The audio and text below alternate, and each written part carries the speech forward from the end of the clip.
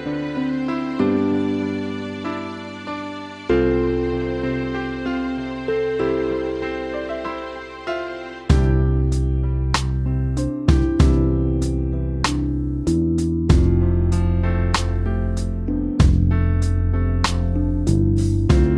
notre Dieu, nous voulons te rendre grâce pour ce temps que tu nous as donné. Merci parce que ta mère a fait de grandes choses dans la vie de notre frère et tu as donné cette occasion pour qu'on puisse partager cela pour la gloire de ton nom. Il n'y a plus personne qui va participer et va écouter ce témoignage. Que l'honneur et la gloire et l'adoration te reviennent au nom de Jésus. Amen. Aujourd'hui, nous avons décidé de donner la parole au pasteur Julien, ici à ma gauche, qui a un grand témoignage parce que Dieu l'a utilisé puissamment, Dieu lui a parlé et il a un grand message, de grands messages au pluriel, à porter à la République centrafricaine, au Centrafricain, mais aussi au monde entier, parce que nous servons le Dieu de toute la création. Bonjour à tout le monde, bonjour à tous les auditeurs. Je m'appelle Julien Koumba, je suis centrafricain, marié, père de 7 enfants. Je totalise 28 ans de ministère. Je suis membre de l'église apostolique, une église évangélique en Centrafrique. Alors nous voulons vous laisser la parole pour que vous puissiez expliquer du début jusqu'à la fin ce qui vous est arrivé et qui pourra édifier, enseigner, exhorter et tout ce que vous écoutez. Merci de m'avoir donné la parole. J'ai un témoignage grand, un témoignage pertinent à livrer aux auditeurs pour les aider à réaliser à comprendre que Dieu existe. Et il avait agi, il agit aujourd'hui et demain il agira encore. Il fut un moment, j'avais donné un enseignement dans une église, l'église où je suis. Et l'enseignement portait sur les dangers des péchés secrets. C'était le thème. Après avoir, je n'avais pas encore fini l'enseignement, on a le culte mardi et jeudi. Je devais clôturer l'enseignement le jeudi. Et dans la nuit de mercredi à jeudi, je me portais bien. Je n'étais pas malade. Le soir, mon épouse a préparé, on a mangé, on est rentré. Et dans mon sommeil, au petit matin, vers les 3h à 4h du matin, j'ai senti le besoin d'aller me soulager. Je me suis descendu du lit. En descendant du lit, j'avais en tout cas un vertige qui était si fort que je ne pouvais même pas supporter. Non seulement le vertige, mais j'avais des maux de tête atroces que je ne pouvais même pas aussi en supporter. Et du moment où je suis descendu du lit, j'allais même tomber à cause du vertige. Il a fallu que je m'appuie sur le mur pour me déplacer afin d'aller me soulager à l'extérieur. Quand je lâchais le mur, je tombais. Je ne pouvais pas lâcher le mur. Progressivement, j'ai marché en m'appuyant sur le mur jusqu'en me dirigeant vers la porte de la sortie. Arrivé à la porte, je ne pouvais même pas ouvrir même la porte. Le vertige était si fort, maux de tête multipliés, je ne pouvais pas me tenir à l'équilibre. Et de peur que je ne puisse pas pisser dans l'habit, j'ai pu juste pisser dans la maison à la porte. Et puis, automatiquement, je me suis appuyé encore sur le mur pour repénétrer dans la chambre. Arrivé à la chambre, je me suis assis sur le lit. Et j'ai baissé ma tête, je voulais prier. En voulant prier, je suis tombé à terre. Après, je me suis relevé sur le lit. Je me suis dit, comme en priant et en baissant la tête, j'étais tombé cette fois-ci, je vais prier, mais en me tenant debout. C'est-à-dire la tête debout. En priant encore pour la seconde fois, je suis tombé sur le lit. Moi, je suis tombé sur le lit. C'est comme si le lit me tournait, le lit me tourmentait, je ne sais pas comment. C'était vraiment si fort le vertige. Je ne pouvais pas supporter. Et jusqu'au petit matin, jusqu'au matin, les gens de ma maison sont sortis. Quand je suis sorti de la chambre, je me suis assis sur le canapé au salon. Et j'ai fait appel à mon épouse qui entrait dans la maison, elle faisait des va-et-vient. Je lui ai fait appel de venir. Et quand elle s'est approchée de moi, je lui ai dit, je sens un vertige qui est atroce, y compris les maux de tête, insupportable. Elle m'a bien écouté et elle a fait demi-tour. Je m'attendais qu'elle allait trouver une solution pour moi en me cherchant peut-être des médicaments. Elle est allée vaquer à ses occupations. Elle s'est occupée des enfants et elle les a apprêtés pour aller à l'école. Et à fin de compte, c'est une commerçante. Elle a apprêté ses articles, à fin de compte, elle est allée au marché, elle m'a abandonné. Et j'étais resté seul avec notre dernier enfant de 2 ans qu'on a baptisé au nom de Point Final. Et l'enfant, quand j'étais allongé sur le canapé, l'enfant s'amusait, il était autour de moi et je ne savais quoi faire. Au fur et à mesure, la maladie s'aggravait. C'est-à-dire le canapé où j'étais allongé, c'est comme si le canapé bougeait, ça me tournait, je ne sais pas. Les maux de tête étaient vraiment à haut degré. Et je n'avais pas de quelqu'un qui pourrait donc me venir au secours. Et subitement, j'ai vu entrer dans la maison l'une de mes enfants, c'était ma fille, elle s'appelle Sarah. Elle est allée à l'école, leur maître n'était pas présent au cours, et la fille est revenue à la maison. Et quand la fille est rentrée à la maison, je l'ai vue. Du moment où je l'ai vue, je ne pouvais plus parler. J'ai fait signe à la main, à la fille, de venir, et elle est venue. Je l'ai fait signe de la main, prends mon téléphone, appelle-moi ta maman qui est au marché. Et elle a compris le signe. Elle a pris le téléphone, elle a composé le numéro de la maman, elle a retrouvé au téléphone, elle a dit à la maman, viens au plus rapidement possible, papa est gravement malade. Et la maman, quand elle a écouté l'information, rapidement, elle a abandonné tout en catastrophe au marché et elle a couru et elle est venue s'asseoir sur le canapé où je m'étais allongé. Je l'ai vu même entrer. Elle m'a posé la question suivante.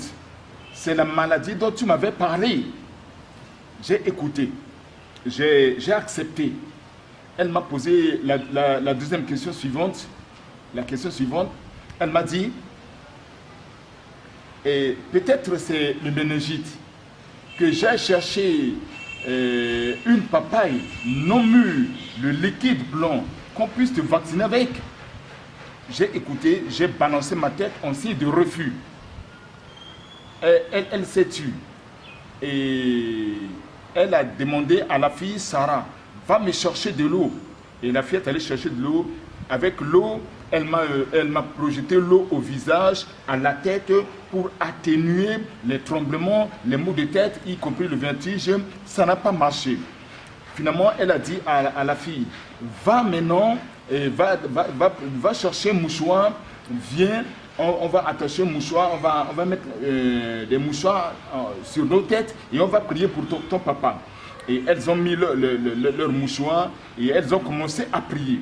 Du moment où elles priaient, je les écoutais prier. Elles priaient, je les écoutais prier. Je les écoutais prier. Et au fur et à mesure que quand je les écoutais, c'est comme si elles priaient en se s'éloignant de moi. Je les écoutais et petit à petit, je les écoutais moins et au fur et à moment, je les ai plus écoutées. Quand elles ont fini de prier, elles ont dit Amen. Je ne sais pas comment elles ont fini. Là, j'étais déjà parti. Et quand elles ont fini de prier, elles donnent plus souvent ce tronçon de témoignage à ma place.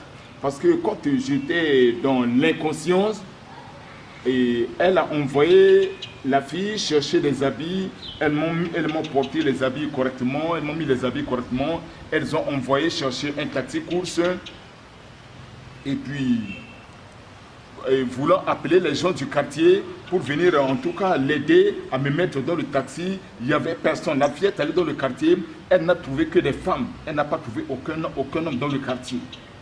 Et elle a appelé les femmes, elles sont venues, elles m'ont habillé, elles m'ont mis dans un taxi, et puis le taxi m'a emmené à l'hôpital. Et en ce temps-là, c'est mon cœur qui battait, je ronronnais. Et au fur et à mesure, à l'hôpital, ils m'ont posé un sérum, et ils ont pris ma température, côté gauche, côté droit, 12,8 de l'autre côté, de part et d'autre. Il n'y avait pas gravité. Et les infirmiers ont posé la question suivante à mon épouse. Est-ce que ton mari a bu ce matin du vin? Non, il ne prend pas du vin. Est-ce que ce matin vous êtes querellés? Non, nous ne sommes pas querellés. Est-ce qu'il a pris certains médicaments? Non, il n'a pas pris de médicaments. Mais comment ceci est arrivé, je ne sais pas. Alors, ils m'ont posé un sérum, n'importe quel sérum, je ne sais pas. Et ça, c'était peu importe ce qui s'était déroulé à l'hôpital, moi j'étais vraiment ignorant. Mais ce qui est important, que je le dise pour nous édifier, en tout cas quand mon épouse et ma première fille et ma fille priaient pour moi, quand je les écoutais prier, et progressivement je les ai plus écoutés. Et c'est comme si quand quelqu'un se fâche et qu'il claque la porte de force, j'ai senti mes deux oreilles claquer à forte voix vive. Et quand mes deux oreilles ont été claquées, je n'avais aucun sens de vie de la nature, ni de bruit. Et subitement, j'ai vu quelqu'un se tenir debout sur moi, vêtu de blanc, attachant un cordon rouge au rein. Et cette personne, en tout cas en le regardant, le monsieur avait un visage rayonnant.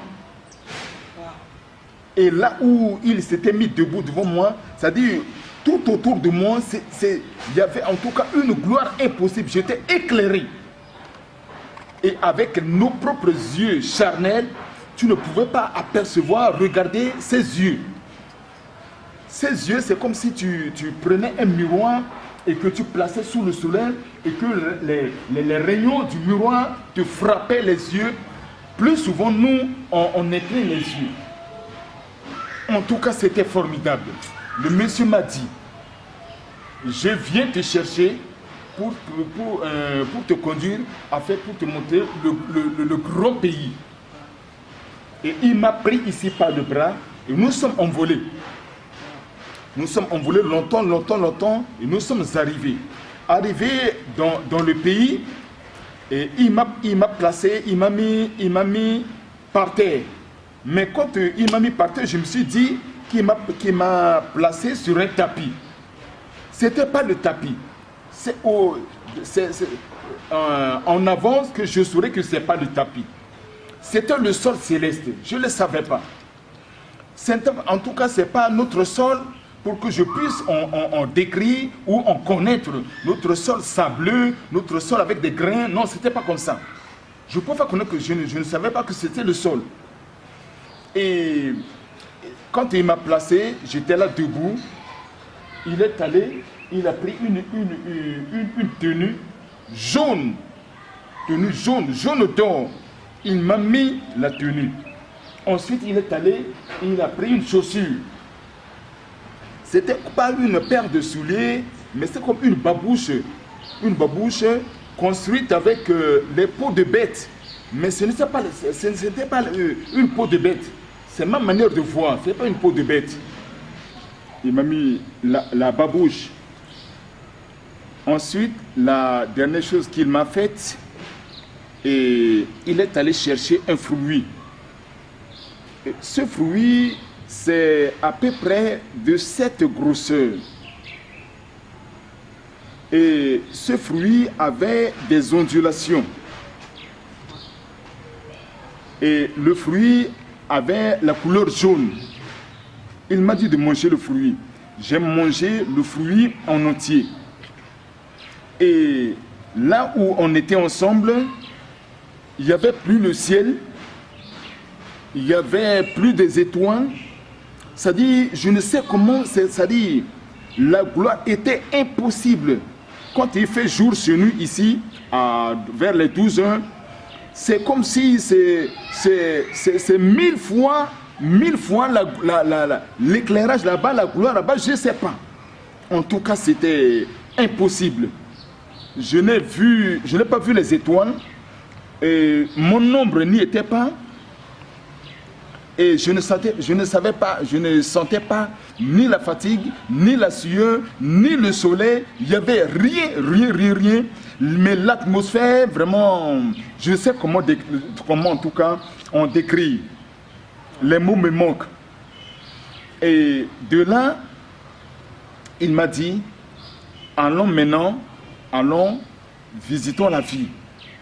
Bon, quand nous nous sommes déplacés, je voyais les arbres. Mais les arbres là-bas, c'est comme si ce sont des bois, ce sont des arbres bien construits. Les feuilles ne sont pas vraiment en zigzag comme les nôtres ici. C'est comme si c'est tout fut, c'est bien taillé. En tout cas, même les arbres m'étaient vraiment beaux à voir. Je contemplais les arbres, c'est comme si je n'ai jamais vu un arbre. Et aucune feuille de ces arbres ne tombait. Et les cours, je vois aussi des cours d'eau qui coulaient. Il y avait des cours d'eau. Et souvent, à l'eau, nos yeux ne voient que l'eau, ne voient pas l'intérieur. Mais l'eau là-bas, tu vois, en tout cas c'est clair, tu vois le dessus, tu vois le dessous. Il y avait de belles pierres en dessous qui scintillaient. En tout cas, c'était beau à voir. Et on a commencé à marcher, on a marché, je regardais, je voyais la ville. Il y avait aussi des carrefours, il y avait aussi des voies. Et puis je regardais, on a marché. Mais on a vu des maisons, les maisons, en tout cas des maisons, de grandes maisons, des maisons gigantesques, non construites en tôle, non construites en ciment, ni aucun fer n'est entré dans cette maison, ni des sables, ni quoi. Les matériaux de construction ne sont pas entrés dans cette maison-là. Et les formes des maisons, en tout cas, sont de belles maisons, de grandes maisons. Et pour une seule maison, les gens ne s'associent pas. C'est-à-dire, pour nous ici, une seule maison, le père sort, la femme sort, les enfants sortent. Non. Une grande maison pour toi seul. Wow. Pour toi seul, de grandes maisons, en tout cas belles, ni rectangulaires, ni carrées. Mais les formes, je sais comment décrire les formes, je ne suis pas architecte. C'était vraiment magnifique. Après avoir vu les maisons, en tout cas, les maisons, elles sont multiples. Je le dis plus souvent que même la Terre, la population du monde entier qui est peut-être au-delà de 7 milliards ou 8 milliards d'habitants, tout le monde peut être en possession d'une maison dans le ciel. Il reste encore des maisons.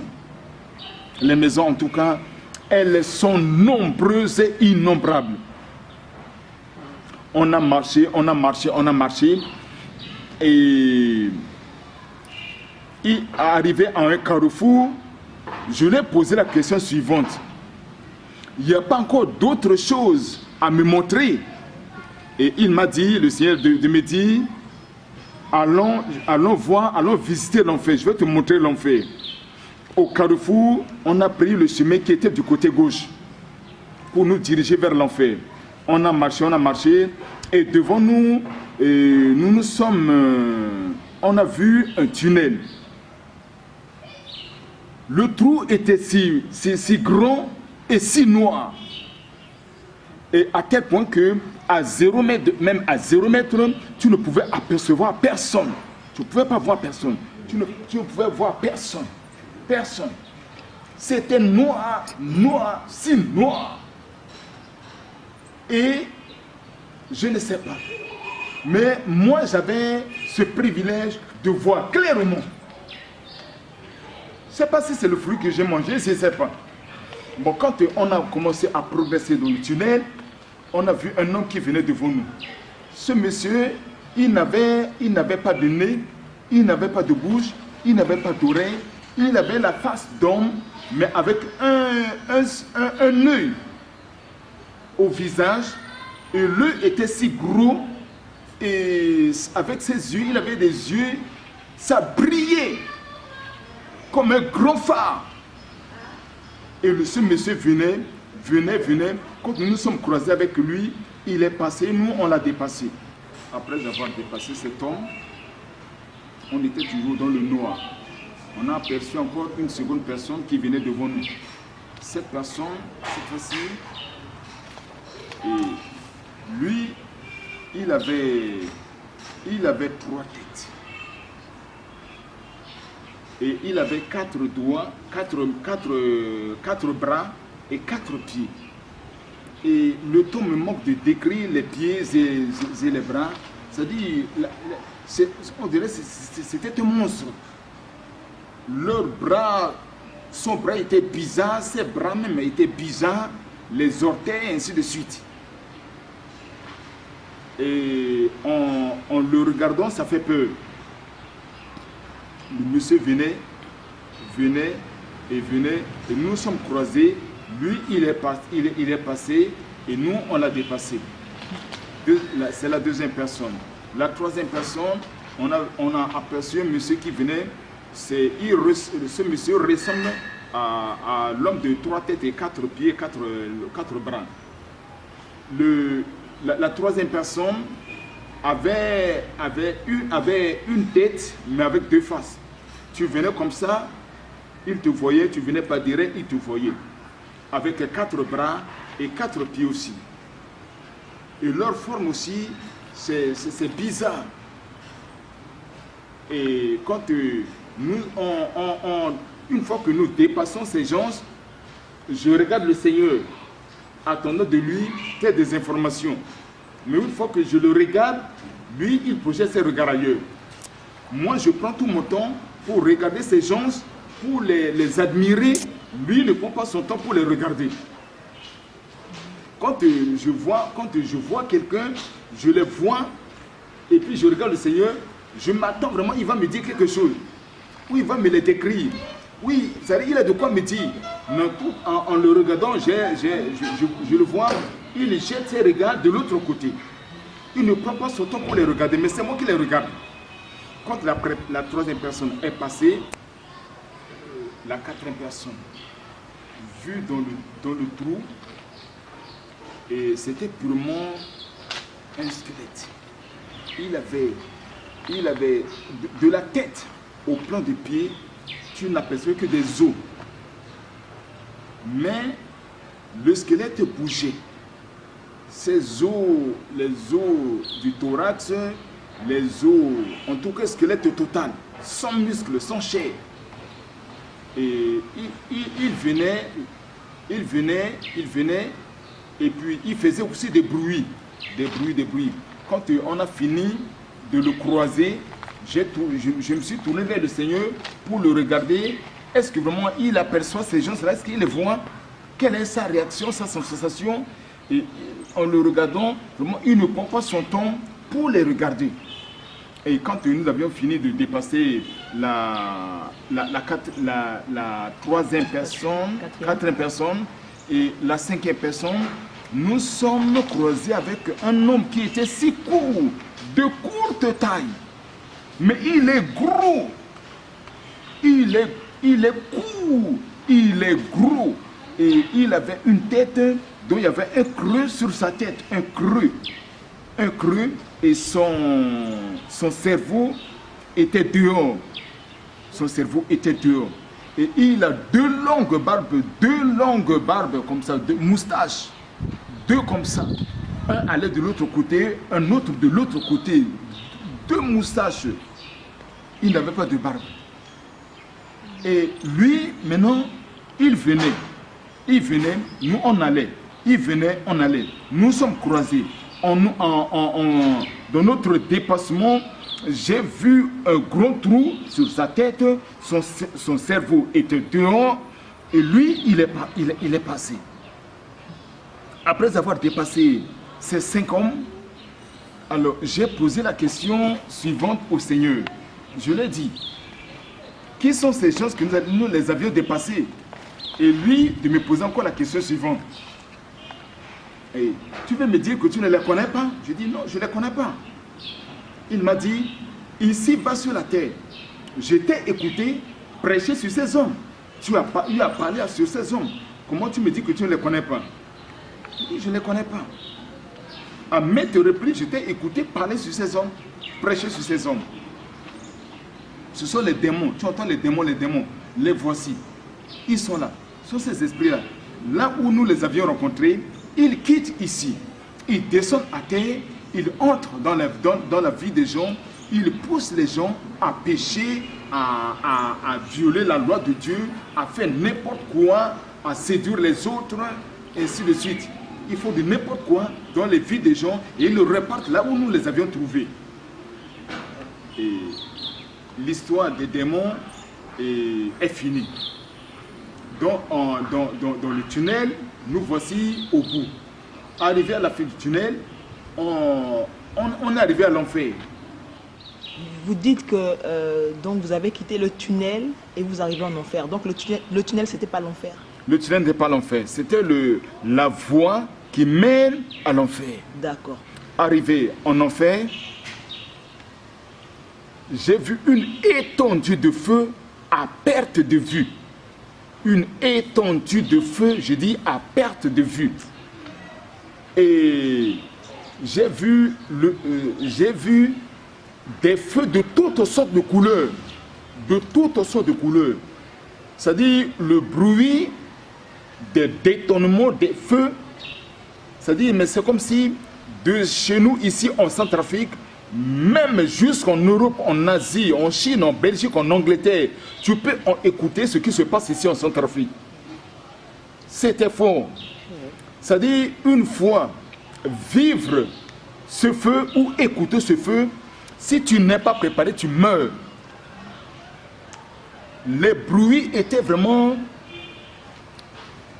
impossibles à tel point que à l'oreille, humainement, tu ne peux pas écouter. Et je me suis dit que si je ne mangeais pas de ce fruit et que j'écoutais, rien qu'en écoutant ce feu, tu meurs. Tu meurs. Est-ce que c'est possible que ce qui se passe en France, les bruits de ce qui se passe en France, nous ici en Centrafrique, on écoute. On écoute.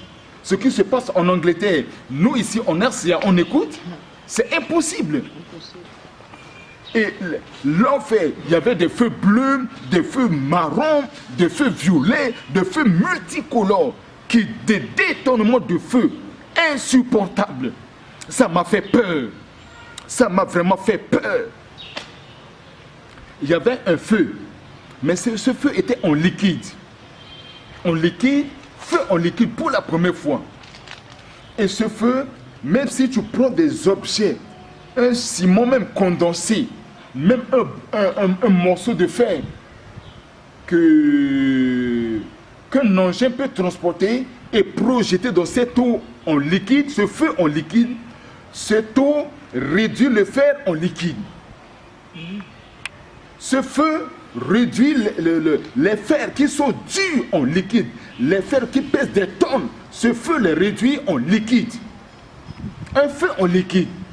Mais concernant l'homme, quand tu prends l'homme et que tu le projettes, l'homme rentre dans l'eau progressivement, ça ne brûle que le corps, mais ça ne brûle pas les os. tu entres, tu cries, tu entres, tu cries, tu es brûlé, tu entres, le feu te brûle jusqu'au niveau de ta bouche, le feu brûle maintenant ta bouche, toi tu entres, ça te réduit en squelette. Et puis tu ressors encore au-dessus, le feu te rebrûle encore à zéro. Tu entres, le feu te brûle, c'est le feu en liquide, ça te brûle. Une fois que le squelette remonte à la surface. Oui, et avant de redescendre encore dans l'eau, c'est le squelette seulement ou il y a la chair qui revient? Merci. Une fois que tu as été brûlé et quand tu ressors sur la surface de l'eau, la chair recouvre encore le squelette. Et le feu rebrûle encore la chair. Et il ne reste que les squelettes réapparaissent encore sur l'eau, la chair encore en couvre, et puis le feu rebrûle encore, et puis continuellement c'est ça, et c'est ça ta vie, et puis c'est fait pour toute éternité, c'est fini. Il n'y a pas de repos. Donc c'est ce qui attend ceux qui vont en enfer. Si c'est ce qui attend ceux qui vont en enfer, ceux qui n'ont pas accepté Jésus-Christ, les athées. J'ai vu ce feu, en tout cas c'était vraiment... c'était pas vraiment beau à voir ni bon à écouter. Ça fait vraiment peur. J'étais vraiment préparé en mangeant de ce fruit. Je suis convaincu que c'est ce fruit que j'avais mangé qui m'a vraiment aidé à résister au détournement de ces feux. Ces feux de diverses couleurs. Alors, du côté droit, j'ai entendu le cri des bébés. Des bébés pleuraient. Les bébés pleuraient. J'ai écouté les bébés pleurer. J'ai dit au Seigneur, est-ce qu'ici, il y a aussi des bébés? Il m'a dit, allons-y les voir. Bon, nous nous sommes dirigés là où se trouvaient ces bébés. Arrivé là-bas, j'ai vu des bébés de cette grosseur. Des bébés de cette grosseur. Des bébés de cette grosseur, peut-être comme la jambe, le pied, ainsi de suite. D'autres bébés étaient si petits. Et ils s'étaient allongés à une même direction. Et quand ces bébés pleuraient, le sang coulait de leur nez, le sang coulait des oreilles, le sang coulait des yeux, le sang coulait de tout le corps, le sang coulait. Même un bébé de cette grosseur, comme l'index là, ce bébé de cette grosseur, le sang qui coule en lui peut remplir un fût de 200 litres. Un bébé comme ça peut remplir un fût de 200 litres. Le sang continue toujours à couler. Et devant ces bébés allongés, il y avait en tout cas un fleuve, peut-être c'est un fleuve ou une mer de sang qui coulait. Alors, j'ai dit au Seigneur, mais c'est quoi? Qu'est-ce que je vois là? Il m'a dit, ce que tu es venu voir, il y a longtemps, j'ai révélé cela aux hommes sur la terre. Je vous ai déjà révélé ce que tu es en train de voir sur la terre il y a longtemps. J'ai dit, je ne suis pas au courant. Il a dit qu'il a déjà révélé. J'ai dit, je ne suis pas au courant. Il m'a dit, ces bébés que tu vois, ce sont les enfants des bébés que leur père et leur mère sont associés pour les avorter, y compris ceux qui ont contribué aussi à leur avortement. Et les enfants pleurent, ces bébés pleurent jusqu'à la venue de ceux qui les ont tués, soit leur père, soit leur mère, ou soit ceux qui ont contribué à leur mort. Quand cela meurt, le sang de ce bébé s'arrête et le bébé, y compris les meurtriers, et ils vont au jugement de Dieu. Et il m'a dit, c'est pas bon l'avortement. L'avortement, c'est mauvais. Donc, j'ai saisi cette occasion pour nous dire, c'est pas bon que nous, créatures humaines, nous avortons volontairement. Tu n'aimes pas la grossesse, tu crées vos moyens pour expulser l'enfant, c'est pas bon. Alors, il m'a dit que l'avortement n'est pas bon. Qu'est-ce qui va se passer au jugement dernier par rapport à ces bébés avortés? Non, ces bébés, ils ne sont coupables de rien. Ils ne sont pas en enfer.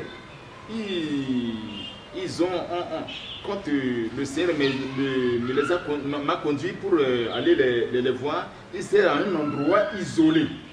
Ils n'étaient pas en enfer. Et puis, ils ne sont coupables de rien. Tout à fait. Mais ce sont ceux qui les ont avortés, ceux qui ont contribué à leur mort, sont eux qui sont responsables. Ce sont ceux-là qui seront jugés. Donc au jugement dernier, ces bébés, ce sera un peu leur délivrance. Ils vont retrouver le Seigneur au paradis. Voilà. Quand on a fini de regarder les bébés, il a commencé à me montrer les différentes étapes de l'enfer. Et on est arrivé à un endroit où on a vu une femme. Cette femme, c'était une prédicatrice, pasteur. Elle avait dans sa main une Bible qu'elle a ouverte. Et elle a tenu la Bible dans sa main gauche.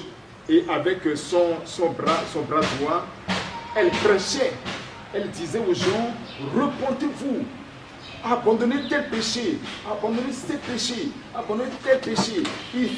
Elle citait les péchés, Ces péchés ne sont pas bons. Repentez-vous, repentez-vous. L'enfer existe, l'enfer existe, l'enfer existe. Repentez-vous. Et subitement, un feu brûle la femme. Brûle la femme et il ne restait que le squelette de cette femme. Et sur les os de sa poitrine, j'ai vu un feu rouge qui clignotait. Un feu rouge clignotait, un feu rouge qui clignotait. Et je me suis dit, Seigneur, cette femme, elle a bien prêché. En l'écoutant prêcher, sa prédication était bonne, était meilleure. Mais qu'est-ce qui a fait qu'elle soit brûlée par le feu? Le Seigneur me dit, tu n'as jamais mis pied en Europe. Cette femme-là, cette scène s'est passée en Europe. La femme que tu as vue, elle a un mari. Et ils sont ensemble. Et ils sont tous chrétiens. Il fut un moment et son mari est tombé dans l'adultère. Il est sorti avec une femme. Et à fin de compte, l'information, l'écho de l'adultère est sorti. La femme l'a écouté. Elle écoutait et elle s'est mise en colère.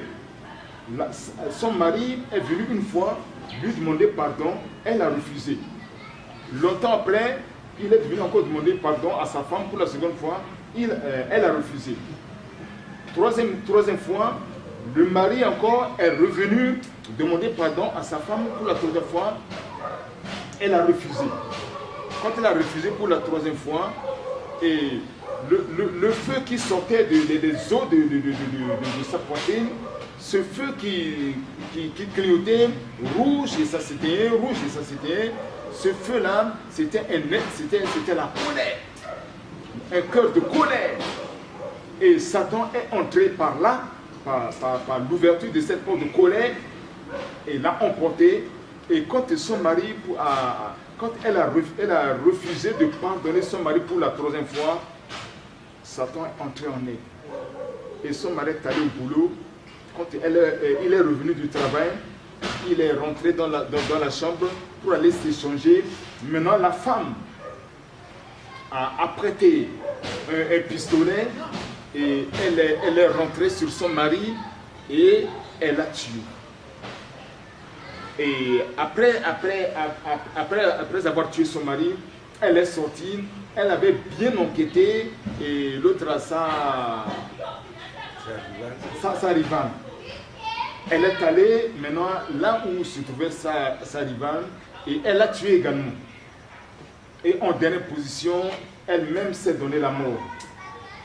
Raison pour laquelle je l'ai pris ici en enfer.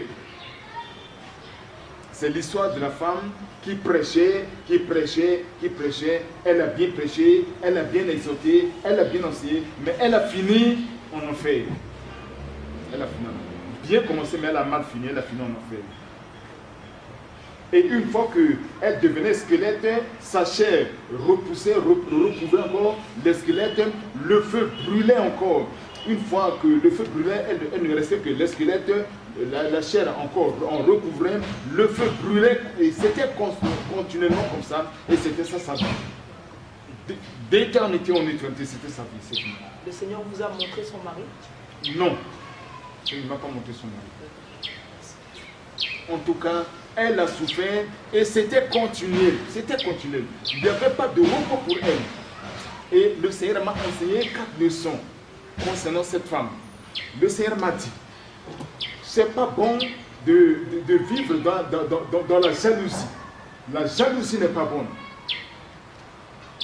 En deuxième position, nous ne devons pas refuser de pardonner. Il faut toujours pardonner.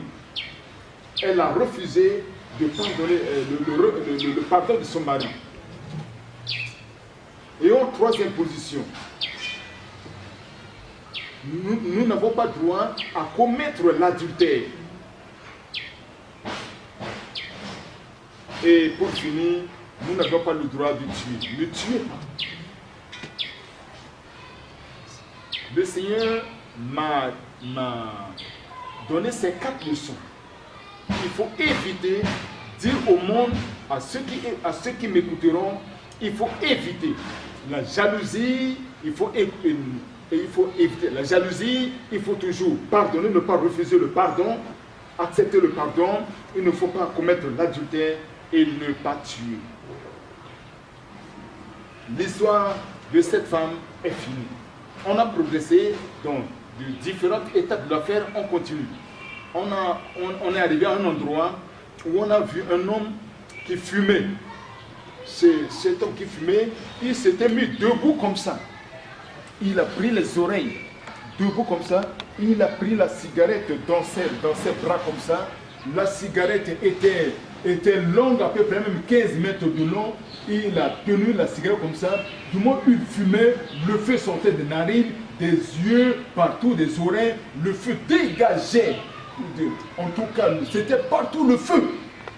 Et il fumait, il tremblait, il criait, il pleurait, il pleurait, il pleurait. Quand le feu l'a brûlé, il est devenu squelette. Après, la chair a repris encore les os, le feu a rebrûlé, il est devenu squelette, la chair encore a repris, et c'était ça sa vie. Le Seigneur de me dire, je n'ai pas dit dans la Bible que notre corps est le temple du Saint-Esprit. Si quelqu'un détruit mon corps, le temple du Saint-Esprit, Dieu le détruira. N'ai-je pas dit? Et puis, là, l'histoire de cet homme est finie. On a progressé là-bas, devant, on est arrivé à un endroit de l'enfer. Nous avions rencontré un monsieur, que c'est un militaire. Et ce militaire, c'est un centrafricain. Et je suis centrafricain comme lui. Lui là, le feu l'avait brûlé. Je l'ai vu, le ciel me l'a montré, de sa main droite, de sa main gauche, coulait du sang. Et de sa main droite, il avait tenu une arme. Une kalachnikov. Et quand il s'était mis debout, l'homme était debout comme ça. L'arme était de l'autre côté, le sang coulait. Le feu l'a brûlé. Et de la tête au plan de pied, contre lui, il s'était décomposé. C'est-à-dire, c'est comme si tu prépares une chair. Tu prépares la chair, la viande, longtemps. C'est-à-dire, sa chair s'était donc dégagée des os. Sa chair descendait tranquillement. Les os étaient debout, le squelette debout, mais c'est la chair qui se dégageait des os jusqu'à constituer un tas par terre. Et l'odeur de son corps se dégageait. Le corps fondu par terre se dégageait une odeur âcre.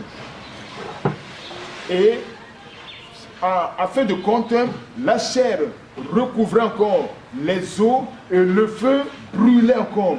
La chair recouvrait, le feu brûlait au fur et à mesure. C'était ça continuellement. En tout cas, il a souffert. J'ai demandé au Seigneur, qui est cet homme?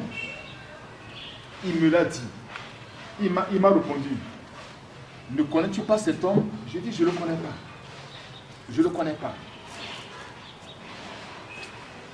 Il m'a dit, mais nous sommes arrivés chez vous en Centrafrique.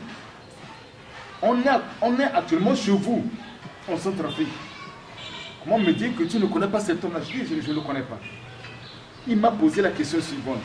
Lors d'une mutinerie dans votre pays, n'avais-tu pas entendu parler d'un militaire du nom J'ai dit, si. J'avais écouté parler, mais de mes propres yeux, je ne l'avais pas vu.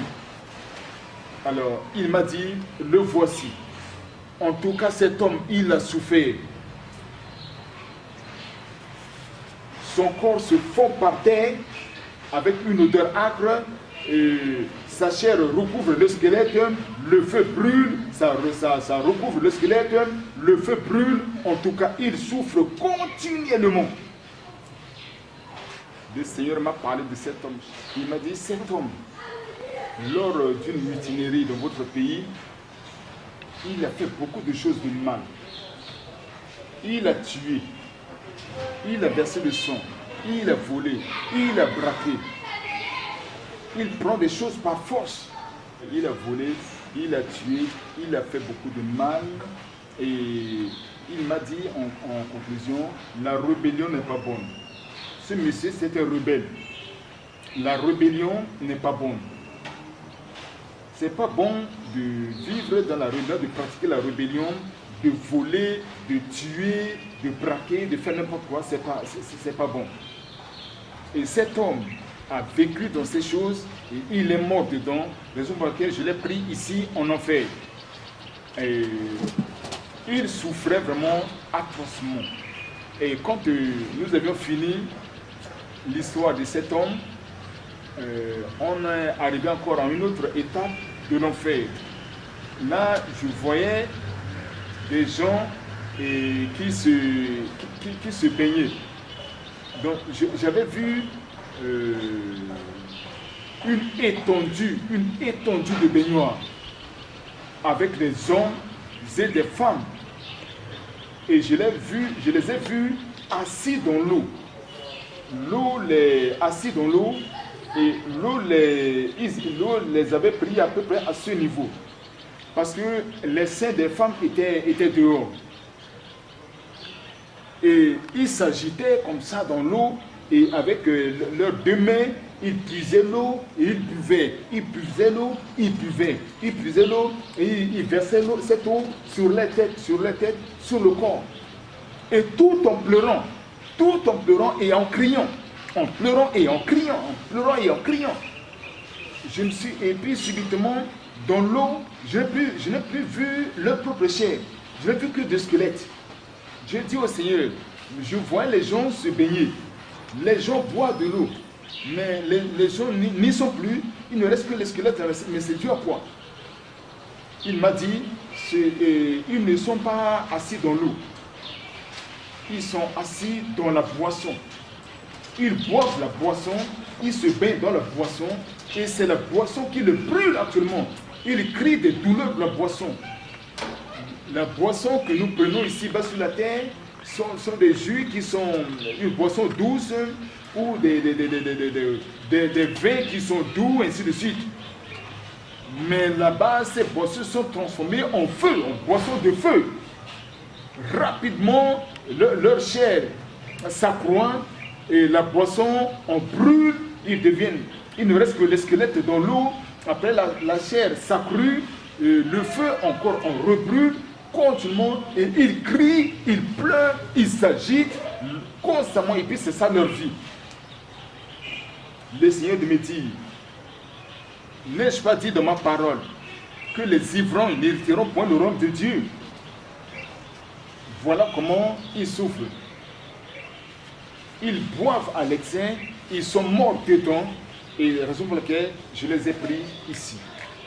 Ces personnes dans l'eau, c'était à la fois des hommes, il y avait des hommes et aussi des femmes. J'apercevais des hommes et des femmes, tous étaient nus. D'accord. Merci. Et j'ai reconnu les femmes parce que leur sein était dehors. Et eux, ils sont morts dans la boisson, ils boivent à outrance, ils boivent à l'excès, ils sont morts dedans. Et le Seigneur les a pris dans cette partie de l'enfer. Et après avoir fini avec ces buveurs, nous sommes arrivés à un endroit d'enfer où j'ai vu les hommes et les femmes tout nus, la tête par terre et leurs jambes étaient en l'air. Excusez-moi. C'est-à-dire, ces gens-là étaient debout comme ça. C'est-à-dire, la tête là était comme ça par terre et les deux pieds comme ça, renversés. Et ils se tenaient à l'équilibre, ils ne tombaient pas. Et le feu brûlait, d'abord le feu les brûlait. Leurs pieds étaient comme, leur chair était comme la chair, leur chair périssait, se décomposait de la plante des pieds qui est en l'air jusqu'à la tête. Et leur odeur dégageait une odeur âcre, insupportable. Et leur tête, de la tête, c'est-à-dire les squelettes trottinaient partout, partout. À fin de compte, et quand la chair recouvrait les os, le feu en brûlait, la chair recouvrait les os, le feu en brûlait continuellement. Et c'était ça leur vie, une vie continuelle, puis sans limite, sans fin. Alors, j'ai dit, Seigneur, quels sont ceux qui ont la tête par terre, les pieds en l'air, mais quels sont ces gens-là? Il m'a dit, là, ce sont les adultères, les débauchés, les impudiques, les incestes, les homosexuels, l'animosité. C'est-à-dire, il y a différentes sortes de relations sexuelles. Ces gens-là, deux fois, il y en a parmi eux qui ont couché avec leurs enfants, leurs enfants, leurs papas, les frères et sœurs sont couchés, ainsi de suite. D'autres ont couché avec les animaux, ainsi de suite. D'autres ont des relations sexuelles illégales, ainsi de suite. D'autres n'ont pas de femmes, ils sortent avec d'autres femmes, d'autres ils ne sont pas mariés, ils sont célibataires, mais ils vivent dans l'impudicité totale. C'est ça, ils sont morts dedans. C'est pour laquelle je les ai pris ici, dans cette partie de l'enfer. Et le Seigneur me dit, c'est pas bon de vivre dans toutes ces choses-là. L'adultère, débauche, l'impudicité, l'inceste, l'animosité. Et en tout cas, il nous faut éviter toutes ces choses. Et quand on a fini cette partie de l'enfer, on a progressé, arrivé à un endroit, j'ai vu un four. J'ai vu un four. Ce four était si grand et avec des hommes et des femmes dans ce four-là. Et il y avait le feu dans ce four, un feu rouge. Il y avait des hommes et des femmes qui vivaient dans ce feu-là. Et dans ce feu, eux aussi, ils criaient. Ils criaient, ils pleuraient, ils criaient, ils pleuraient. Le feu les brûlait. Et devant eux, je voyais, il y avait des gens qui faisaient des pratiques. Il y avait des feux qui ne brûlaient pas, des chapelets, des bougies, des chaînettes, des os, n'importe quel coin. Ils faisaient des pratiques que je ne pouvais pas, en tout cas, tout en décrire. Dans ce feu-là, avec des cris et avec des pleurs. J'ai demandé au Seigneur, quels sont ces gens qui sont dans ce four, qui crient, qui pleurent, qui font des pratiques là. Il me dit, ça c'est l'endroit des magiciens. Des magiciens, des sorciers, des praticiens, ceux qui font des pratiques occultes, les magiciens, des pratiques occultes de magie, les féticheurs, les devins, les sorciers. Ça c'est leur endroit. Et tout ce qui est pratiqué ici-bas sur la terre, ils ont pris ces objets pour aller en pratiquer en enfer, et avec des cris et avec des pleurs. En tout cas, ils étaient rouges, leur couleur était totalement rouge. Tu ne pouvais pas apercevoir leur propre couleur, ils n'étaient que rouges, la couleur de la flamme. Et avec des détournements de l'enfer, continuer comme ça. Et dès qu'on a fini avec cette partie de l'enfer, et la dernière partie de l'enfer, c'était un feu, un lac de feu. Un lac de feu. Le lac était si grand et avec des hommes à l'intérieur. Quand un bruit tonnait, les gens sortaient de l'eau. Et quand les gens sortaient de l'eau, après le détournement de ce feu, les gens sortaient de l'eau, je n'apercevais que le cou et la tête. Le corps là, je n'ai pas vu. Ça restait dans l'eau. Mais le cou et la tête sortaient, et rien qu'avec la bouche, la voix, pour les aider aussi à crier, à pleurer, à se lamenter, et puis ils repénétraient, le cou et la tête rentraient dans l'eau. Et puis ça sortait. Et ils criaient, ils pleuraient, ils criaient, ils pleuraient, ils rentraient dans l'eau. C'est ça leur demeure éternelle. J'ai dit, Seigneur, qui sont ces gens-là? Le Seigneur me dit que ce sont les athées. Ceux qui n'ont jamais cru, ceux qui n'acceptent pas la parole de Dieu, ceux qui disent que Dieu n'existe pas. Chez eux, l'église n'a pas de sens. L'histoire de Dieu, ce n'est pas leur problème. Et puis c'est fini. Là, c'est leur endroit. Et j'ai cette occasion pour nous dire qu'il faut exploiter ce témoignage. Il faudrait que nos parents connaissent Dieu.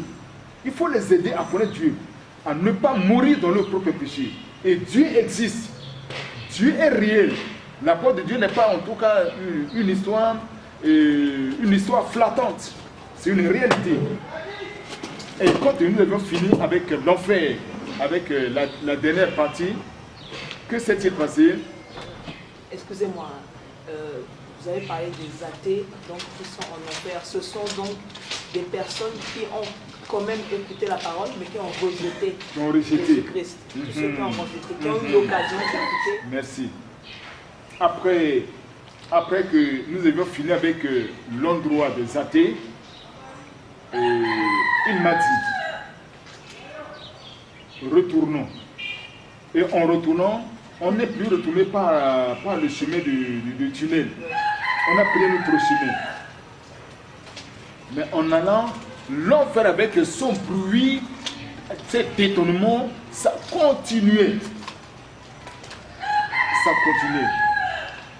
L'enfer que j'ai vécu, c'est-à-dire si tu vis l'enfer, on ne veut pas te dire abandonne ce péché, abandonne ça, ne fais pas ceci, on ne te dira pas. Ce que tu as vu de tes propres yeux, c'est la gravité de l'enfer que tu as vécu, va te pousser à te repentir, à changer de vie, à changer de décision. Le pasteur ne pourra pas t'exhorter. Ce que toi-même tu as vécu, c'est ça qui va te changer. C'est vraiment horrible.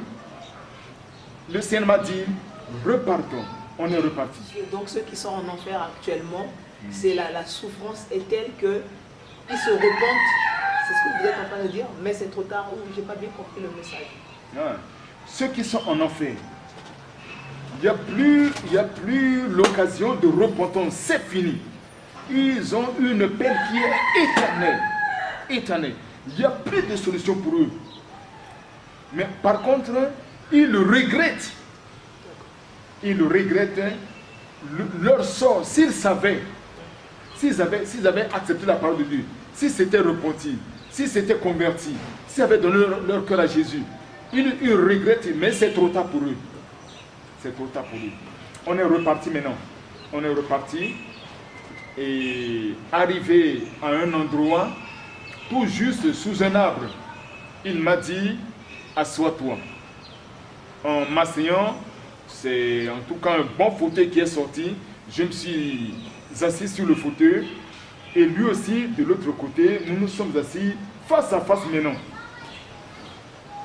Et il m'a fait voir un arbre. Il m'a dit, as-tu vu cet arbre? J'ai dit, oui.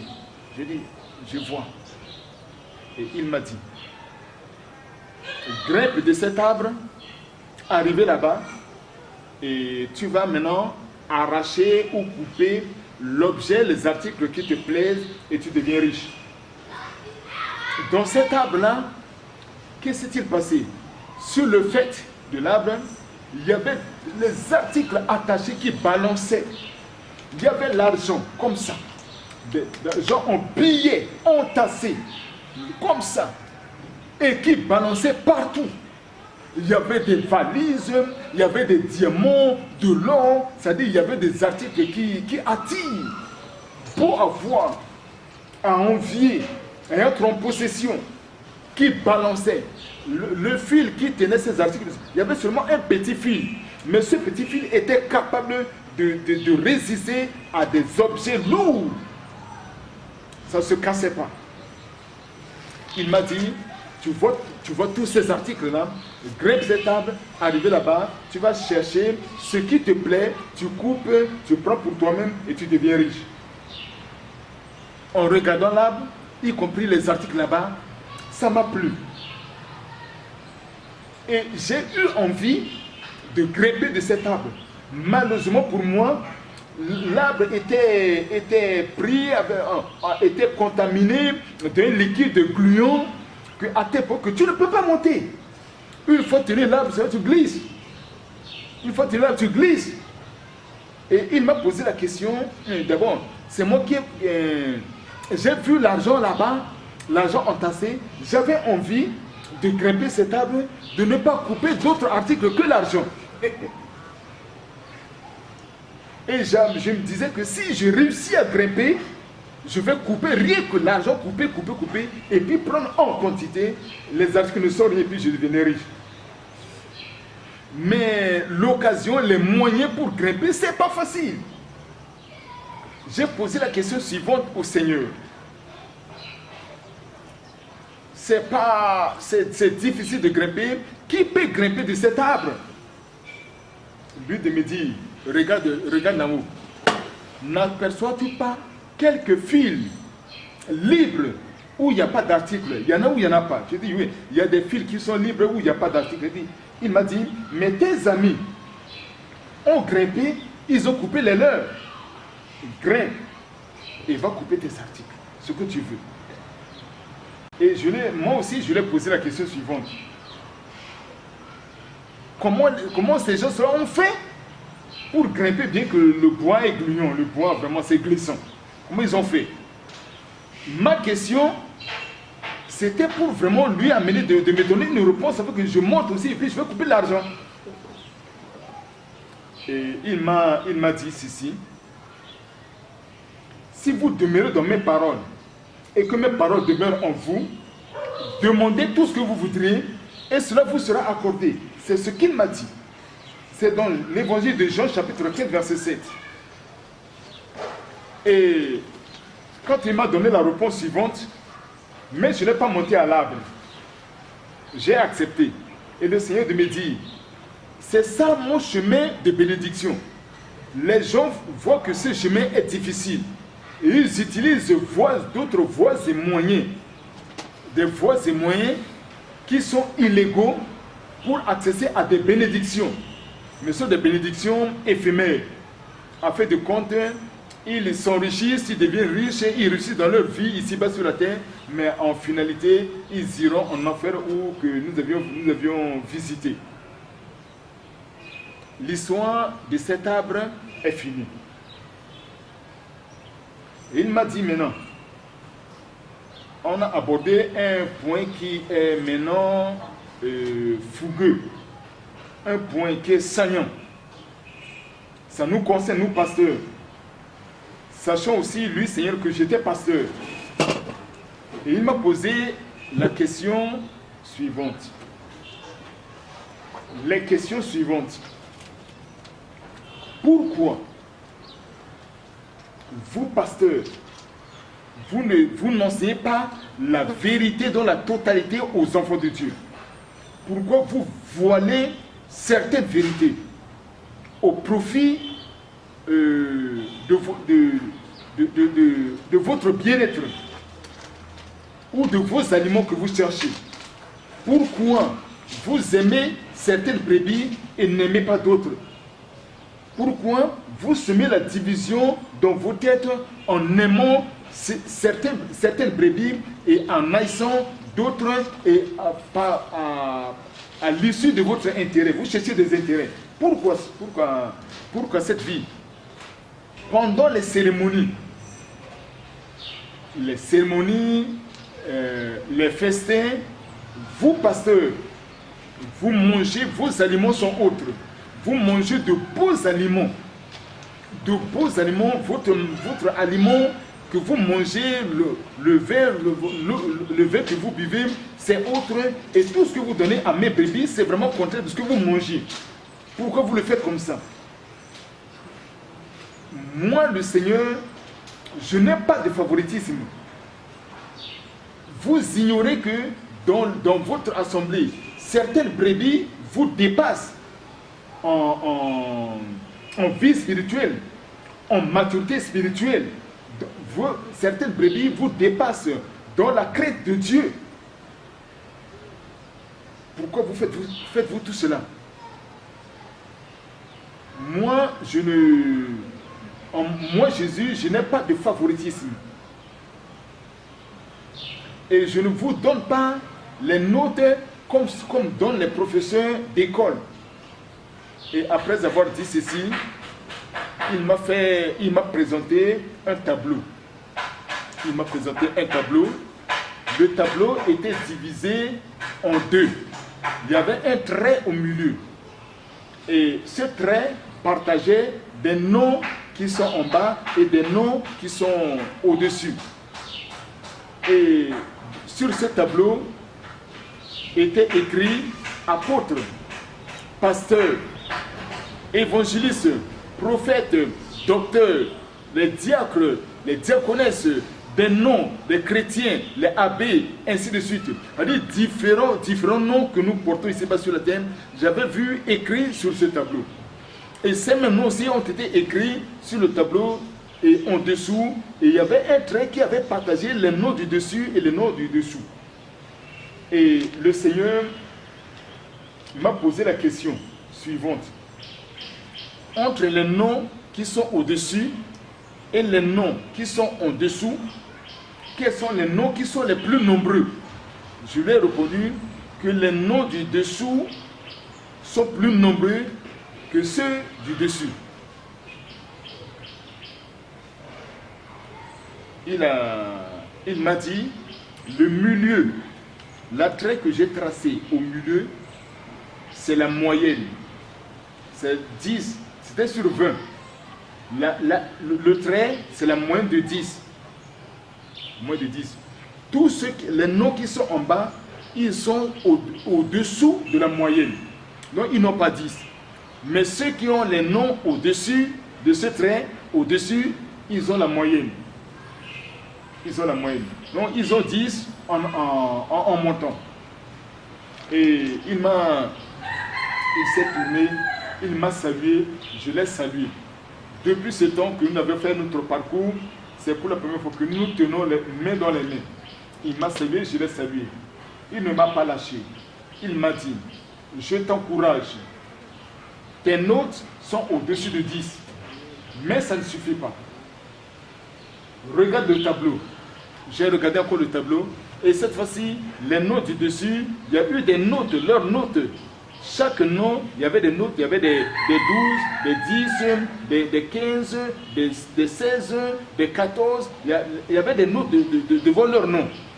Et moi, il m'a dit, regarde, même les enfants de l'école dimanche te dépassent en notes. Regarde, même les femmes te dépassent en notes. Regarde, même il y a des jeunes qui te dépassent en notes. Regarde. Il ne m'a pas lâché. Il m'a dit, repars, va encore faire un effort pour compléter tes notes. Tu en écoutes, tu écoutes? Je dis oui. Tu écoutes, tu m'écoutes? Je dis oui. Tu m'écoutes? J'ai dit oui. Et il m'a lâché. Et Et en regardant le tableau, et il m'a fait voir la note de mon épouse. Ma femme avait 8 et sa note était en dessous. Et ceux qui ont des notes en dessous, ceux-là sont destinés à l'enfer. Il n'y a rien à faire. Il n'y a pas de favoritisme. Tout cela, que ce soit apôtre, que ce soit prophète, que ce soit pasteur, évangéliste, docteur, quoi, des noms, chrétiens, diaconesse, toutes ces appellations, ceux qui ont ces notes qui sont en dessous de 10, ceux-là iront tranquillement en enfer. Il n'y a pas de favoritisme. Et ma femme y figure parmi ceux qui n'ont pas la moyenne. Elle a 8. Et dans mon cœur, ça m'a indigné. Et ça m'a fait beaucoup de la peine. Elle a 8, il lui manquait 2 points pour atteindre 10. Et je me suis dit à l'intérieur, si elle avait quand même ces 2 points supplémentaires, elle serait admise. Elle n'ira pas en enfer. Au moment où je me plaignais dans le cœur, et le Seigneur a pris ce que mon inquiétude du cœur, il m'a fait voir cela. Il m'a dit, qu'est-ce que tu dis? Tu dis qu'il te manque encore, qu'il manque à ta femme encore 2 points. Quand il m'a posé la question suivante, mais moi-même je me suis dit, mais je me suis inquiété dans mon cœur. L'inquiétude était dans mon cœur. Le souci était dans mon cœur. Je ne l'ai pas dit de ma propre bouche. Mais il prend ce qui est dans mon cœur pour m'extraire, pour me faire savoir cela. Et en me faisant savoir ce qui était dans mon cœur, je l'ai encore créé encore davantage, le Seigneur. Oh, il est vraiment Dieu. Il est vraiment Dieu, il est formidable. Ce qui est dans notre cœur, le Seigneur connaît, même sans que nous le disions.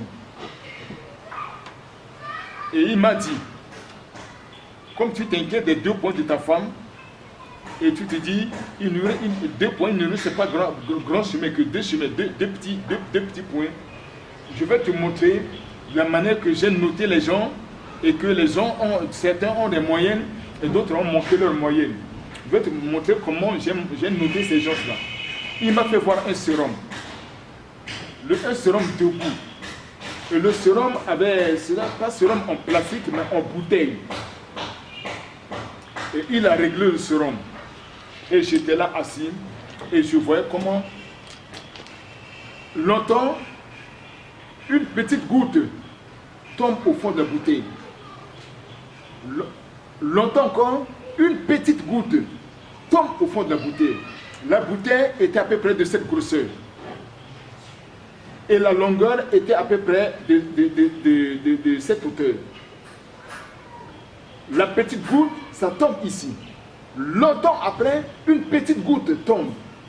Et le Seigneur de me dire, quand tu réussis, quand une personne réussit à remplir une bouteille de cette grosseur-là, je lui donne 1 point.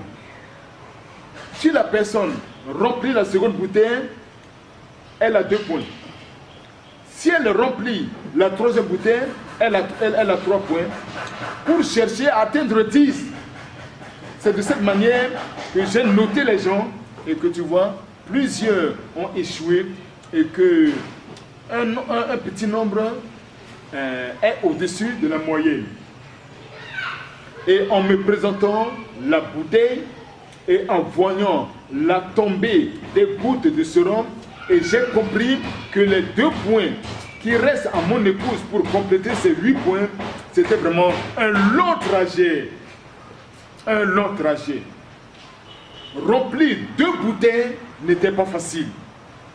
Et il m'a fait maintenant connaître l'explication des gouttes.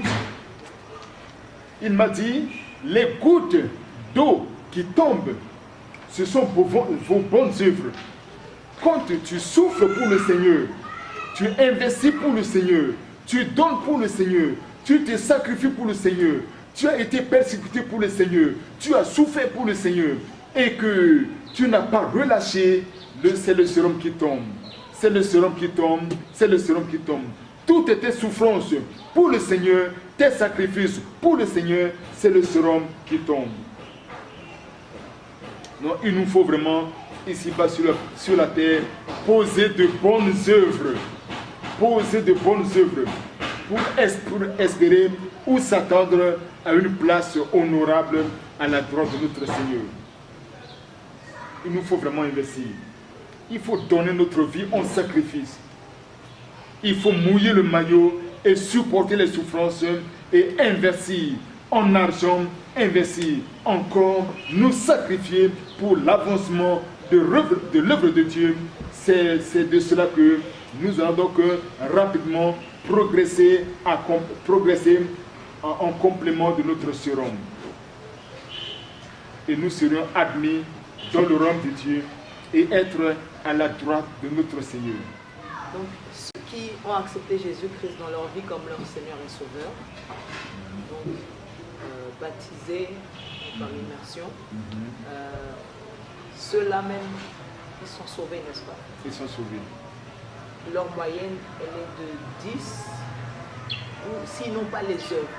Si certaines personnes se contentent juste, voilà, c'est le Seigneur Jésus-Christ est mon Seigneur et Sauveur, il est mon maître, mais ils ne font pas, ils n'investissent pas financièrement dans le royaume, ils n'investissent pas énormément dans la prière, etc. etc. Si les œuvres sont très limitées, que se passe-t-il? Oui, merci pour cette question pertinente.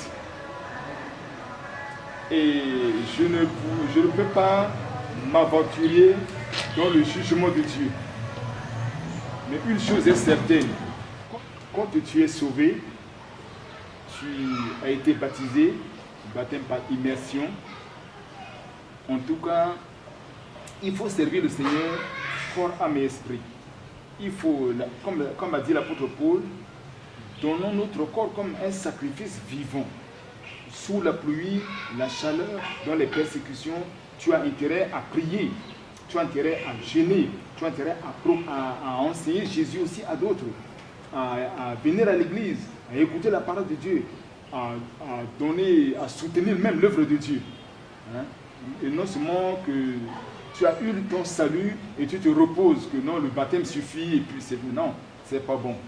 C'est pas bon. C'est ma contribution par rapport à cette question. Je déclare que la foi sans les œuvres est une foi morte aussi. On est intégré dans une fonction publique, mais tu ne vas jamais au bureau. Quand même, tu es intégré, mais tu es à la maison depuis le jour de ton intégration. Là, je pense qu'il y a quelque chose qui ne va pas. Merci beaucoup.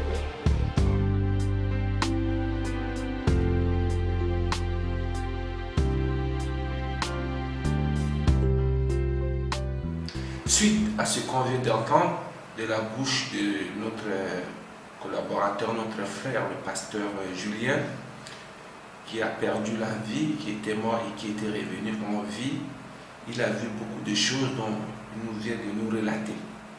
Mes sœurs et frères, ce n'est pas pour nous faire plaisir ou c'est pour nous grandir, mais il y a un message que le Seigneur veut donner à tout et chacun de nous. Quel est ce message? Jésus veut nous prévenir que l'enfer existe. Il veut aussi nous dire qu'il ne souhaite pas que nous partons à la perdition. Il faut quelqu'un pour nous rendre le témoignage de ce qu'il a vécu. Je crois que le pasteur n'est pas la première personne. Dieu a utilisé plusieurs personnes dans le monde, certains qui ont perdu la vie, qui étaient morts et après qui étaient revenus en vie.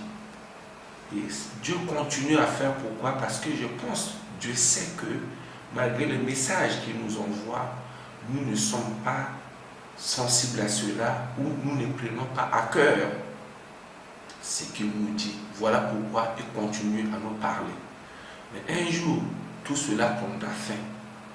Voilà, sœurs et frères, si nous voyons dans la parole de Dieu, dans le livre de Luc, chapitre 19, Jésus nous a parlé en parabole de quelqu'un qui se nommait Lazare et avec un homme riche. La Bible déclare que cet homme riche menait une brillante vie et qui était joyeux, qui avait tout. Mais il y avait un pauvre qui s'appelait Lazare, qui venait chaque jour se mettre devant la portail de cet homme. Et ce pauvre avait des plaies d'ulcère. Et Jésus même a dit qu'il y a eu même le chien de cet homme qui venait, qui léchait la plaie de Lazare. Mais un jour, l'homme était mort. On a dit, quand Lazare était mort, il a été porté par les anges dans le sein d'Abraham. Et après l'homme était mort, il a été enseveli. Vous voyez, il y a des directions contradictoires. Et quand il était parti, la Bible déclare que l'homme riche était dans le tourment et dans le feu. Et c'est ce que le pasteur a vu et qu'il nous a dit qu'il y a comme de la boue en feu, la boue de feu qui tonnait, qui s'éclatait.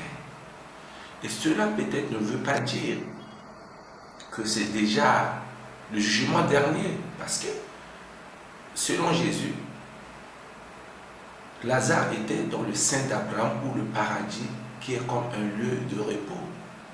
Mais cet homme, avant même le jugement dernier, il était dans le tourment et dans le feu. Et il a levé ses yeux. C'est pour dire qu'il était en bas. Il levait ses yeux, il voulait voir, c'est Lazare qui était là-bas, dans le sein d'Abraham. Et en tant qu'un homme qui était bien éduqué, qui était riche, qui avait tout, qui connaissait l'hierarchie, il ne pouvait pas s'adresser à Lazare directement. Il a appelé Abraham. Il a dit, Père Abraham. C'est pour dire qu'il connaît Abraham. De même, il y a beaucoup de personnes aujourd'hui qui se déclarent qu'on a la foi. Nous connaissons Jésus. Nous connaissons les Saintes Écritures. Certains les nient et tournent leur dos totalement à Dieu. Et il a dit, Père Abraham, donne l'ordre à Lazare de mettre le bout de son doigt dans l'eau, de venir me rafraîchir la langue car je souffre pieusement dans ce feu. Abraham lui a dit, souviens-toi, aujourd'hui les gens se donnent, ils abandonnent le monde, ils servent le Seigneur, ils prient, ils obéissent à la parole de Dieu. Vous vous moquez d'eux, vous dites que ce sont des illettrés, ce sont des perdus, ce sont des tordus, ce sont des gens qui ont déjà raté leur vie, ils ne connaissent rien, ce sont des aveugles. Mais un jour, ça sera regrettable pour vous si vous détenez votre position d'incrédulité et de rejet de la parole de Dieu. Or, ça ne vous coûte rien de donner votre vie à Jésus. Ça ne vous coûte rien d'abandonner ce qui est en train de vous attracter. Même si aujourd'hui vous allez à l'hôpital et que le docteur vous dira de ne pas manger ça à cause de votre santé, ne buvez pas, ne faites pas ceci, cela, vous allez obéir. Mais combien de fois votre âme, vous obéissez aux instructions des médecins pour garder votre santé, votre corps? Même si vous obéissez, vous gardez, vous ne voulez pas, un jour vous allez mourir. Mais la vie que Jésus donne, c'est la vie qui est éternelle. Or, si Jésus nous parle, il nous dit de l'abandonner, d'abandonner telle chose, normalement, on devait être prêt à obéir, à accepter. Certains disent que l'enfer n'existait pas, c'est où? Mais vous pouvez me dire aujourd'hui que la mort n'existait pas. Même si vous n'avez jamais vu la mort, mais je pense que vous avez vu une personne qui a perdu la vie sous vos yeux, vos connaissances, votre ami et tout et tout. C'est pour dire que ça vous arrivera un jour. Or, il faut faire confiance à Dieu. Vous n'avez pas besoin de tout voir en fin de croire. Quand Dieu a créé les cieux et la terre, est-ce que vous étiez là, vous avez vu? Mais pourquoi vous vivez sur la terre? Vous devez dire non, quand Dieu a créé la terre, je n'étais pas là, je ne veux pas, j'accepte pas, je ne veux pas vivre sur ça. Mais vous vivez, vous avez la vie, l'oxygène, il a tout créé, l'eau, les arbres, l'oxygène, il vous donne tout ça gratuitement. Et chaque fois, vous manifestez la méchanceté envers celui qui est le gardien de votre âme, en vous confiant sur des raisonnements infondés qui ne vous profitera et qui ne vous amènera que dans l'enfer et dans les désastres. Et cet homme a demandé même pas un verre d'eau, mais le bout de doigt de Lazare, qu'il savait bien était un homme qui avait la maladie d'ulcère. Il ne devait pas demander, parce qu'il devait dire, il devait me contaminer. Oui, il devait dire à Abraham, Abraham, toi-même, cherche de l'eau, apporte-le-moi. Mais qu'est-ce qu'Abraham lui a dit? Souviens-toi, quand tu étais sur la terre, tu as tourné ton dos à Dieu, tu menais ta vie sans Dieu, tu faisais tout ce que tu voulais. Lazare souffrait. Aujourd'hui, il y a beaucoup de personnes, ils ont la bouche pour boire des alcools comme toi, mais à cause de Jésus, ils ont abandonné. Ils sont belles, ils doivent chercher des hommes comme toi, mais ils ont abandonné. Ils sont de beaux gars, ici même s'ils rentrent, ils peuvent faire plus que toi, mais ils ont abandonné à cause de la parole de Dieu. Certains ont des moyens financiers plus que toi, sont bien éduqués plus que toi. Mais ils ont compris, ils ont tous abandonné et ils préfèrent de donner leur vie à Jésus parce qu'ils savent qu'un jour, tout cela va passer et il aura une vie après la mort. Et Abraham lui a dit, mon fils, aujourd'hui, même les hommes de Dieu peuvent vous apprécier parce que vous vivez dans le péché. Vous allez dans des églises pour influencer, financer, acheter les pasteurs, les prêtres ou qui que ce soit que vous voulez. Vous croyez que l'effet d'aider les pauvres, d'aider les gens qui vont vous ouvrir le chemin de la vie éternelle. Vous vous trompez vous-même. Abraham l'a reconnu. Abraham a dit mon fils. Et la Bible déclare que tous ceux qui ont la foi sont fils d'Abraham. Il a dit souviens-toi. Aujourd'hui beaucoup sont là. Tu ne sers pas le Seigneur. Tu n'aimes pas le Seigneur. Deux fois quelqu'un parle de Jésus, tu es en colère. Tu t'énerves contre ton mari, tu t'énerves contre ta femme, tu t'énerves contre tes amis. Tu les vois comme des gens qui sont hors de sens. Et pourtant, c'est toi qui as des problèmes. Mais tu ne le sais pas parce que tu es aveuglé. Et Paul a dit, si notre évangile est voilé, il est voilé pour ceux qui périssent. Car pour les incrédules, le Dieu de ce siècle aveugle leurs intelligences, afin qu'ils ne voient pas la gloire de Dieu pour se convertir. 2 Corinthiens chapitre 4 verset 3 nous dit ceci. Voilà frères et sœurs, essayez de voir ce que cet homme a demandé.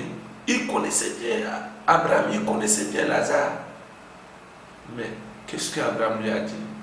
D'ailleurs, il y a une grande abîme entre nous et toi.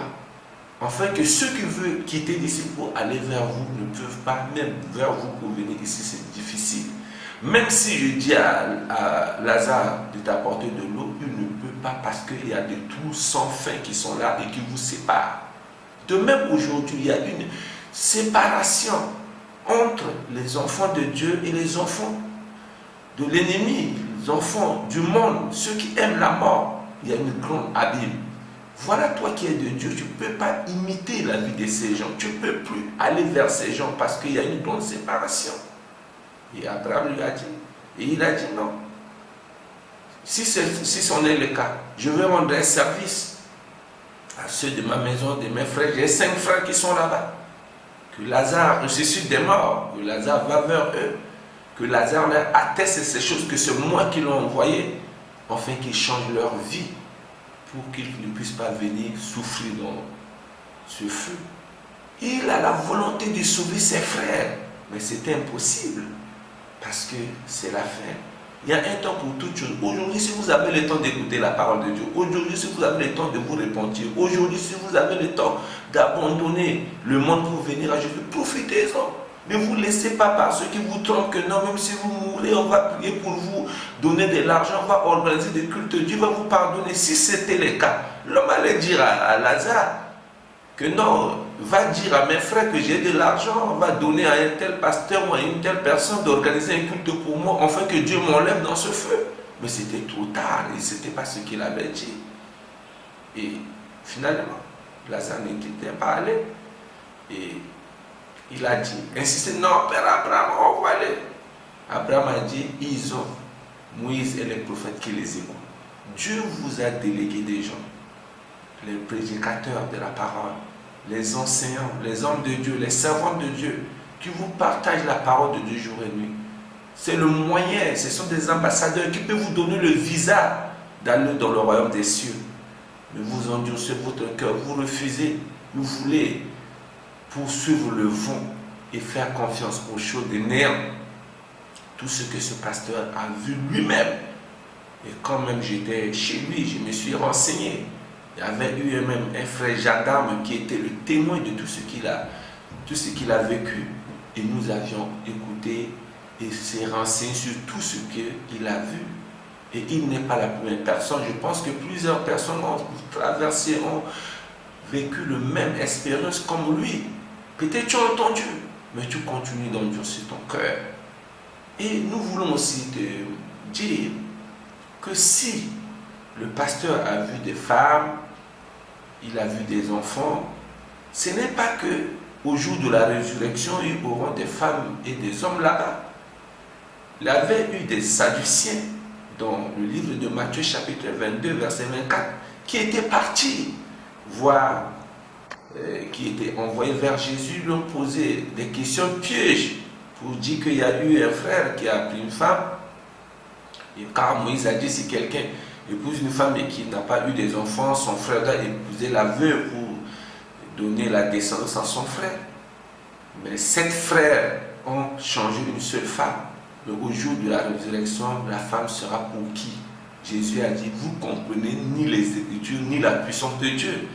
À la résurrection des morts, ils n'auront ni homme, ni femme, mais nous serons tous comme des anges. Mais si le pasteur a vu des femmes, des enfants, c'est un langage humain que Dieu veut utiliser pour lui parler. Et quand le pasteur a été transporté en enfer, a été transporté dans le royaume de Dieu, il n'y a pas encore eu de résurrection. Mais Dieu veut le ramener pour lui montrer les choses qui est en train de passer. Et au jour de la résurrection, ça sera plus pire. Parce que ce qu'il était parti voir, c'est comme si ce sont des... C'est comme une entrée on donne à quelqu'un de manger avant le repas. Mais le grand jour, ça sera plus pire que ça. Or, chers frères, vous qui ont suivi ce témoignage, je vous exhorte à vous donner simplement à Jésus et de mettre fin à votre péché. Il est prêt de vous pardonner. Il est prêt de vous laver. Il est prêt de vous accepter. Ce n'est pas dans sa volonté pour que vous périssiez. Et même Dieu a dit dans le livre d'Ézéchiel que moi je n'aime pas la mort des pécheurs, mais je veux que les pécheurs se répandent et qu'ils vivent. Quelles sont les raisons qui te poussent à ne pas te donner à Dieu? C'est l'incrédulité ou parce que tu as vu la vie de quelqu'un qui se dit de Dieu et selon toi qui ne se comporte pas bien?